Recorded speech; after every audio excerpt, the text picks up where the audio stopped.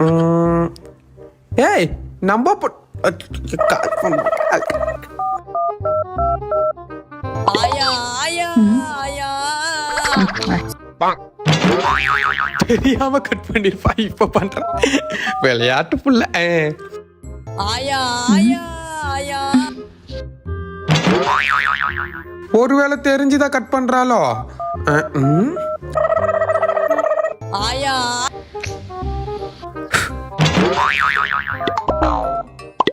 ஆயா ஆயா. ஹலோ, நான் வேலை பார்த்துட்டு இருக்கேன். அப்பா கால் பண்ண. வேலையை பாக்குறதுனா அப்புறமா இருக்கட்டும், கொஞ்சம் திரும்பி பாரு தாய். இப்படிதான் ஏமாத்திட்டு இருக்கியாடி.